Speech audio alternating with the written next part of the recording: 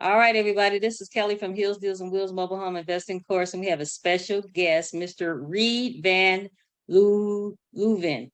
Leuven. Yep. I got it. Leuven. All right, Reed, introduce yourself to everybody. We have a All little right. technical difficulty there, but that's okay. You're back. Cool. All right. So yes, Reed Van Leuven. My wife and I, met in college. And it was in college that I learned about mobile homes. And I audited a real estate investing class because I'm looking for the good ass that can provide that nice lifestyle, so I can give my attention to my family as much as I want. And I learned, in this auditing this class that, the best ROIs in real estate investing aren't in apartment complexes. They're not in single family homes. They're in mobile homes. Just thinking little things, that I never had much experience with. But I remembered my best friend in high school, his dad owns a few mobile home parks. So I reached out to him and said, hey, can I take you out to lunch sometime? And he said, sure, I'd love to, He was kind of like a second dad to me in high school. It was really cool. And he taught me the initial beginnings of how to find a deal. And so I started, driving for dollars. I started calling mobile home parks, saying, hey, got homes for sale. And it was all here on the West Coast. And I got my feet wet, started looking at different mobile homes and talking to sellers. I never really found anything though. Okay. Because I found compared to the East Coast, it's much more difficult to find an exciting deal. West. Okay. So, I showed follow through and promise, and I kept calling them, follow up with them, that hey, asking more questions, and I ended up buying the same course you got as well that we're part of, Right. And then a week after that, he called and said, hey, Reed, I just found out the park managers of mine in Virginia have been stealing thousands and thousands of dollars from me, selling homes out from underneath me for years. Wow. Do you want to go to Virginia and replace them? And in my mind, I saw that as a golden opportunity to be the go-to person for anyone in that park to sell their home to me. And I said, yes, if I can buy homes in the park. He said, of course, Reed, yeah, that's what we're treating to do. So he hired me to go out there, and I made sure to let everyone know that I'm looking to buy mobile homes. And so between acquiring homes inside that park, and convincing the new park owner that he actually sold it to someone else, like a month after me showing up there, to have him pay to move the homes that I buy outside the park to move inside his park for free, and cover all the setup costs as well. And taking over a couple other homes that were abandoned in that park. I ended up with 14 mobile homes that first year working with them. Wait a minute, Reed. So you acquired 14 mobile homes of your own that you own? That I owned the first year managing mobile home park. All within that one park. Wow. So that was really exciting. It is. Wow. So Reed, let's talk about, okay, so you acquired 14 mobile homes. Where did you get the capital to get the 14 mobile homes? I didn't have any capital. I had to sell my car. Okay. I sold my car to finance the first deal. It was the worst deal I've ever done too. Because the first one, you just got to get her done. It's never gonna be perfect. Don't wait. Just take action. Go. So the first deal I ever done was I spent $5,000 on a mobile home. Okay. All right. And I probably put another $600 or $800, I forget the numbers are, into remodeling it. But then with that, because my favorite strategy, and one of probably a secret that most people don't know, is how lucrative lease to own or rents to own the strategies are. Because with that total all in almost $6,000, I got a $4,500 down payment on that house. Okay. So I made All it, right. I recouped it almost immediately. No, I say, yeah, that actually wasn't the worst job done. Never mind. It was the highest I've ever paid for a home, though. Wow. So Reed, tell us the year of that particular mobile home. That was I think that was a 78. A 1978. Yeah. Okay. All right. And then you got the deposit. And so, No, but it wasn't Reed, a deposit. It was a down payment. I get to oh, keep that. I'm sorry, the down payment. And then how much would they be paying you like every month for that home? It was 750. 750. And then the lot So rent, 300. the lot rent was so 450 goes into your pocket. Yeah. And if you're doing this times But they 14, also had 2 dogs. So I actually uh, ended up paying 800. oh, because you made them pay extra for the dogs. Yeah. So you're getting like $500 a month in your pocket. And let me see, Stacy. We had to mute Stacy. Okay, so you're actually getting $500 a month in your pocket. And are all these 14 deals similar? Pretty much. Yeah. So the So second I took the money, I waited a couple months. I bought Uh-huh. another home in the park. That one I had to fix up a lot myself, but Okay. again, $2,500 down payment for that one. Okay. I think I made my money back in probably 5 months on that one. 4 or 5 Okay. months. And so since all of them kind of mirror each other, not quite exactly, but close enough. So you're excuse me, you're getting $7,000 a month from the 14 mobile homes that you acquired. Yeah, roughly the average is the more medium numbers probably 475 or 500 around there. Okay. I have other homes that I started experimenting. How much can I get for these homes? Because at the time, the average rent for the lot at that time Okay. for the rental there was like 450, 550. The most anyone was paying was $610. I know because I was a park manager. Wow. But Okay. I was charging 1, 2, almost $300 more. I have several homes in that park. They end up paying $875 a month. Wow. But the numbers are impressive. The numbers are impressive. So Reed, are you still in that park or what's going on? Yeah, I still own all those homes in the park, which is about 1/10 of that park. But from there, I end up expanding, making relationships with other park managers in the area. Okay. Making a name for myself as someone that takes dilapidated homes and parks that brings down the value that they don't have the bandwidth to fix up. Uh-huh. So they bring me on. Wow. So Reed, are you doing the handyman work yourself or you got to hire somebody? I did the most of it on those first 14 homes. Okay. But honestly, it burnt me out. Okay. All right. Because I was doing all the work and I was dealing with all the tenants in the park at the same time. And I didn't have any friends out there in Virginia because I'm from the West Coast. And I'm like, babe, let's just go back home. Let's get out of here. We can keep going. We can still buy mobile homes in the area, but let's just go home and take a break because it was just Wow.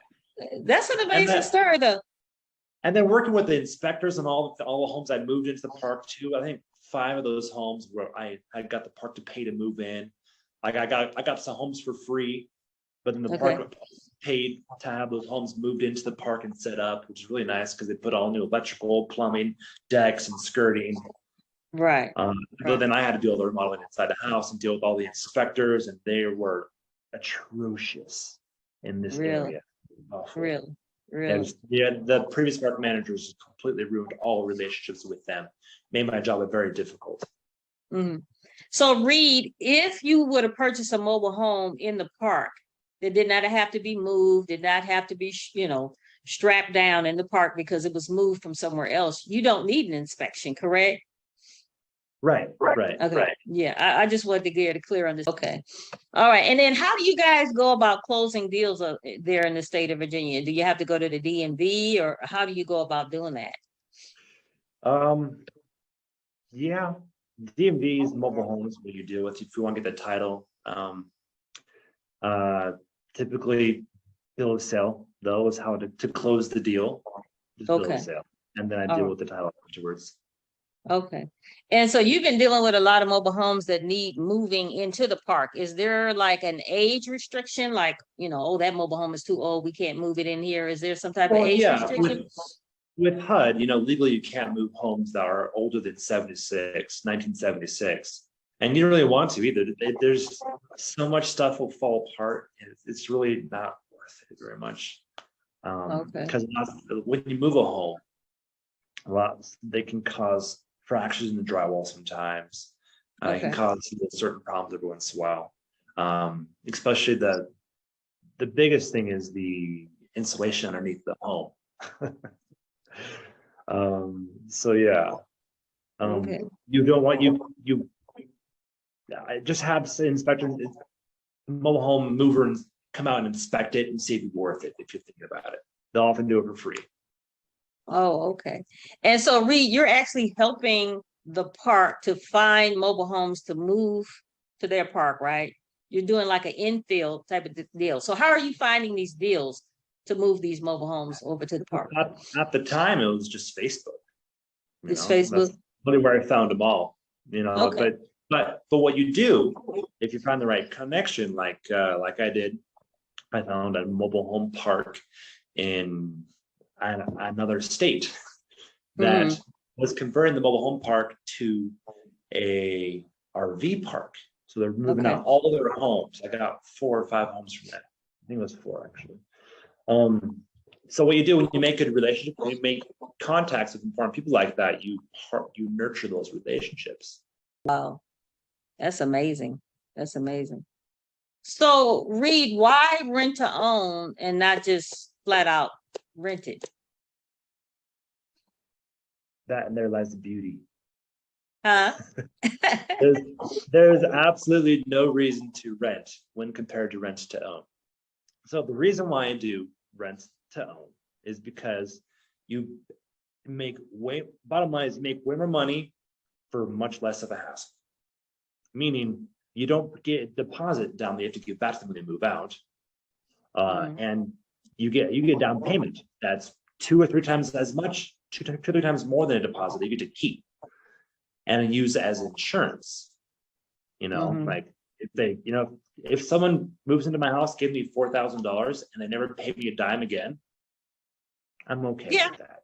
That's one way to look at it. But I'm like the total opposite of you, Reed, because my mindset is, and nothing wrong with the way you're doing it, but my mindset is you've acquired like 14 mobile homes very quickly. And let's just say everybody, how many years are those notes? 5, 7 years or something like that? 5 years. Okay, so here's the secret. Here's the secret. During those 5 years, you don't have to pay for any remodeling costs. If anything breaks, any maintenance, they take care of that. So there's no expense out of your pocket for that. And the best part is that 95% of the time, they will end up moving or defaulting on payment significantly to the point where you need to evict them. So just like a rental, a rental. So after you end the normal period of time of a rental with them, you get another tenant in there and you do the exact same thing, but you get another down payment to cover some remodeling costs that you have again when you're transferring to a new rental. And just like that, it just continues. I've had in a span of 3 years, several homes go through 3 different owners. Yeah, I've heard people doing that. But okay, so Reed, let's fast forward. Let's just say you're 55. Let's fast forward, say you're 55. You created these notes. You have 12 to 14 mobile homes. And in 5 years, everybody's gonna cash you out, hopefully. And then now you're 60 and you won't have any more payments coming in from all those mobile homes. That's my mindset. Right. Now at your age, Reed, I don't know how old you are, but you look fairly young. You look younger than me. That might be a good plan, what you're talking about. But for me, I can't see myself driving for dollars, and then I'm in my 60s. Yeah. So you will have some homes that go through, especially ones that are paid by the government. Those ones I expect to go through, which And I'm very happy for them. I want them to do that. That'd be great, but I don't expect them to. And what do you mean, Reed, industry paid by the average, government? even with your single family homes, even your nice stick built, homes, 80% of those homes default, or they end up moving and you get the home back. It's a lot more with mobile homes. Right. So even if you do have 20 mobile homes, let's say worst case scenario, 20% of those leave. That's 4 homes over 5 years. Okay. Can you think you could acquire 4 more homes in 5 years to make up for that? So. Yeah, probably so. So Reed, does your wife help you in any aspect with this business? She is the E in the rev of homes. Yes, she is crucial. She handles a lot of property management things. So when it does come time to evict people, like right now, there's 2 people that are being pain in the butts. So yeah, get them out. All right. And then I handle the acquisition, and I have some boots on the ground to manage all the 9 projects I have going on right now. Okay, all right. And so when you're evicting these people, do you have to get an attorney, or you just, what do you do? 5-day pay or quit. Try to work out a payment plan with them, but make sure to let them know, hey, I'm gonna give you 5-day pay or quit regardless, just in case you don't do what you say you're gonna do. And then and if we encourage them to to pay, of course, but if they don't, you just go to the court and you file on them, and they receive a notice, summons to court. And if they show up, great. If they don't, automatic default, I get possession of the home. And then a week or 2 later, the police will go out there and escort them out if they need to. Wow. Okay. Yeah. Because matter of fact, we're in the process of evicting one of our tenants that we sell our finance to. And it's turning out to be quite a nightmare. So yeah, they had actually stopped paying the lot rent, which they have never done that before. So now they stopped paying us and the lot rent. So I don't know if we can just go to the courthouse and do that paperwork that way. So I don't know. Maybe I'll be calling you back to ask you some advice on that. But we actually had to get an attorney. Well, anyway, let's stay focused. So Reed, what is your like a mobile home that you say, no, I'm not buying that? If it has flooring issues, AC, roof. Is there a mobile home you're like, no, I'm not buying that. That's going to be a headache. If it looks anything like the homes that are behind you, I won't even, no way, stay away. You're not going to do it. Okay. Yeah, so my rule of thumb is that I need to make only money back from this mobile home deal within 6 to 8 months. Now, so I try to find homes that are either already in amazing shape for around $5,000, $7,000. I don't have to do anything to. Okay. Or I'll buy it cheaper, and I'll do an estimate and figure out how much I think it's going to cost to do the rehab, and account for a couple months of lot rent as well in there. Because I just got one in Georgia, actually. The only one I have outside of Virginia is in Georgia now. Albany, Georgia. Okay. And so how are you manage that property? Do you have a management company, or how does that work? So from Virginia, I've hired one person to help manage some things, some boots on the ground. I have a project manager as well there that gets some money per job. But when it comes to buying homes outside of my base area in Virginia, what I simply do is, I work with the seller. Hey, do you have someone that can help me fix up the home?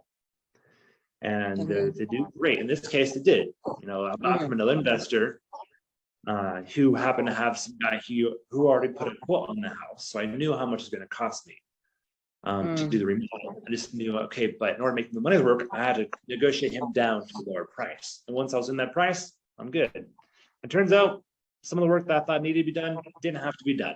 So, well, that's good. That's good. Yeah.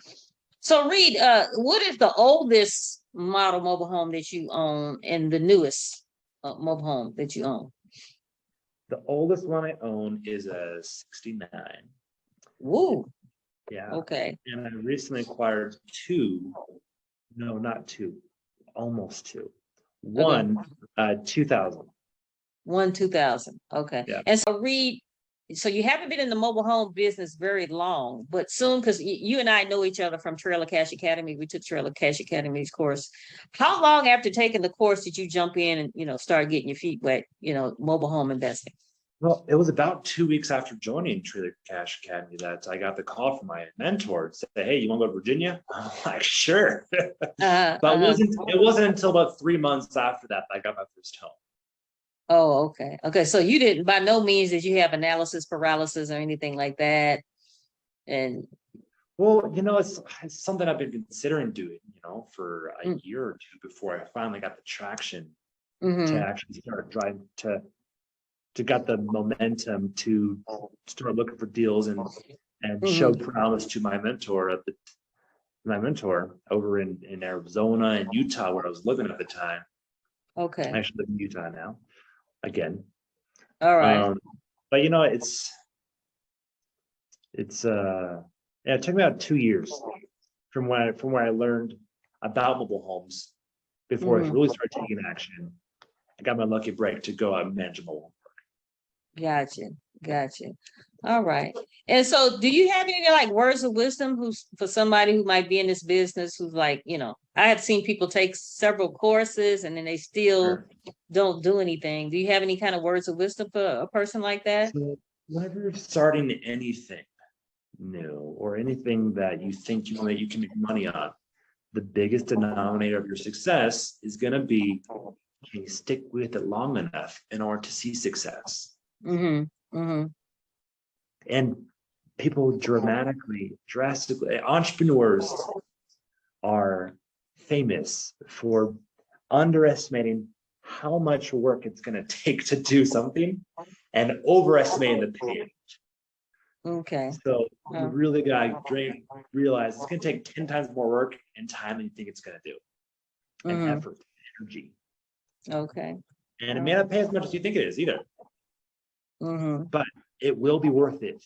I promise. It will be worth it. It is. I mean, I tell anybody this is so lucrative. It's just unbelievable that I see so many people taking class after class. I'm like, okay, at what point are you going to really do something? This is just amazing. I mean, it's great to get educated, but that knowledge is not power. That's a fallacy. It's simply potential power. It's only when that knowledge is applied that it becomes reality and actual power for your life. Man, I love that. That's when that's where you really learn. That's where you really gain the knowledge. You don't really know anything. It's all theory until you actually do something with it. Wow, I love that. You know what? I'm gonna have to rewind this and see how you said that, how you pieced that together, because I love that. I love that. So, Reed, where do you see yourself 5 years from now in the mobile home business? Well, I'm honestly tired of acquiring individual units. I want to go after parks. Okay. I own a large majority of 2 parks homes, so I just got 6 homes inside of an 8-unit park home, 8-unit park. So you do own the park. Well, who owns the other? Who owns the other 2? It's only 8. You own 6. Oh my God! I offer, hey, can I buy the park from you? No, it's my retirement plan. Well, what if the owner financed it? Huh? We can work something else. Like, nah, that is strange. So he only owns 2, and you own 6. That's crazy. But he gets lot rent, Oh, he gets the lot rent, yeah, and he don't have to worry about somebody calling him saying this ain't work. Well, you don't have to worry about it either because you're seller financing. So, what is he doing with his homes? He seller finances those as well, or? I think he's just renting them out. That is just amazing. I have never heard of such a thing. Now we do own, several homes and, in like one park, we own several homes, but my goodness, you own almost the entire park. That's crazy. I've never heard of such a thing. So you want to eventually, and I really do think he's gonna let you, go ahead and get that park from him. You might as well. You almost own it anyway. That's just crazy. Who would have known it? So, Reed, are you doing anything else besides mobile home investing, or are you just strictly mobile home investing? Yeah, so I actually recently joined a private equity group because mobile homes are really fun and the ROI is pretty amazing. But I think my real lifelong career path for me is not buying mobile homes, but businesses. Oh yeah, you did tell me that you want to own an entire. Oh, you do own it, or you're trying to own it. Which one was it? I don't own any business. I only own my own business for now. I haven't bought anything else, anyone else's yet, but I have Okay. a lot of business experience and it's right up my alley and I want to become really Okay. good at that and make All my right. money from there. And so, like you said, your wife, she has a tender heart. She, let these people in for little to no money down. What is your criteria? I mean, how much money do they have to, is it 2.5 times the rent or, credit score? Do you have a criteria for letting these people in? So that's been a learning process for sure because we've had a few really bad tenants. They need a good down payment, first and foremost. If you have money, money talks, right? Right. And that's one of my selling points. I don't check credit scores. I'm considering doing it now, Right. but I haven't checked anybody's credit scores. If you have money, that's good enough for me. You need to be able to prove that you make a certain amount of money too. You need to be able to make at least $2,500 a month. Uh-huh. And I recently learned a couple of days ago, actually, the power of, hey, if we really want to get them in there, but if we can get a co-signer, to be financially responsible for the home as well, if need be. But we're looking for, 6 months of lease employment, $2,500 a month. They don't have any evictions on the record. They don't have any major criminal records, either major felonies or lots of misdemeanors and like that. They have to be approved by the park, obviously. I like to pre-vet them before sending them to the park. Oh boy, you hit that right on the head. That is so important. That's so important. Yeah. Yeah. You need to do your own due diligence. Yeah, you need to do your own due diligence. Don't just keep sending, crazy after crazy to the park without doing your own due diligence. For sure. That frustrates the park manager. You want to make those relationships with park managers are golden. Right. That's where I've gotten the majority of my homes. Wow.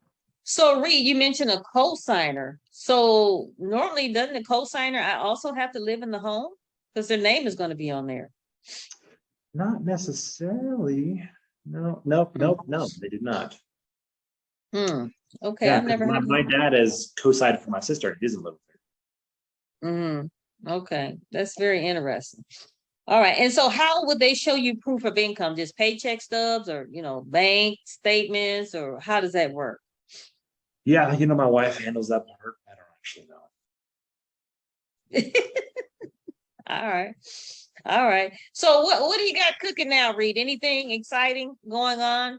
Any new mobile homes that you're thinking about purchasing, or because you don't have to sell a car anymore to get these mobile homes. So you're using your residual income to buy new homes. Not saying they're new, but So yes and no. I actually use a lot of credit cards too because it'd be more aggressive and buy more homes. And I actually recently got a $30,000 loan too. Okay. That had a much lower interest rate than credit cards. Right. Reed, are you using business credit cards or regular credit cards? Both. Okay. All right. And so when you're using these business credit cards, Reed, when you applied for them, did they ask you of any proof of income, or how does that work? So that's what's interesting. They don't require any proof of income. Okay. They might. I mean, if you're applying for banks you already have an account with, I expect that they check your account. But really, they just take you for what you say. Right. Proof of income. Right. Because I hear mixed stories, and I can only tell people my experience. They don't ask me, do I have a job or anything like that. They pretty much say, well, how much does your company bring in? I said 150,000, and then I got the business credit card. So yeah, I was just trying to figure out what was going on with you. So Reed, I do have a student on here. Her name is Stacy. I don't know if Stacy, did you have a question for Reed? Let me see if I have to let's see. Stacy. Reed. Hey, Stacy. Hey, thanks for the interview. No, I don't have any questions. Kellie, you're asking all the right questions. Yeah, that's what I was going to ask about business or personal credit cards, because like I told you yesterday, Kelly, that, I applied for American Express and said my business made 150 a year. And they said, no, we need more. We need your statements, your bank statements. So I wasn't approved for that. So yeah, it really depends. I think it's probably case by case with the credit cards. Yeah. So that's me. I was talking to Kelly about that yesterday. Yeah. One thing I learned pretty cool recently about that, I didn't know this before, but if you're going to, because a lot of times most credit cards will do a hard pull on your credit, which stings it a little bit. But if you apply for multiple credit cards at the same time, like the same day, then it's only one hard pull. It's not multiple. Okay. Right. Yeah, that's what I was thinking, because my personal credit is fantastic. But as I told Kelly, I've lost my job back in February, so I don't have proof of income per se, of a W-2 to show. So I've been kind of having a hard time trying to get like a line of credit or anything like that, because they want proof of income. So. But anyway, I've got some capital built up that I can put into some mobile homes, so that's where I'm at right now. And I do have good lines on my personal credit, just not on my business yet. So, but I'm still working on it. She's gonna get there. Don't worry about it. Oh yeah, I'm getting there. Thank you for the interview today. Enjoyed it. Thank you. So Reed, how would somebody contact you, or I don't know, are you interested in doing any type of joint ventures or anything like that? Yeah, I'm very open to that. I've done a few in the past with some family members or friends. But the easy way to reach out to me is directly is just Rev Up Homes, REVUPHOMES @gmail. Or you can find me on LinkedIn. Reed Van Leuven. My name is on the thing. I think you guys can see that. Oh yeah. Okay. All right, Reed. Well, I greatly appreciate you coming on here. And like I said, send me your email address and I will get you that information, sometime today. You'll have it by close of business. I greatly appreciate you coming on here. Thank you so much, Reed. Thank you, Kelly. Great to be on. All right. Bye-bye. Bye-bye.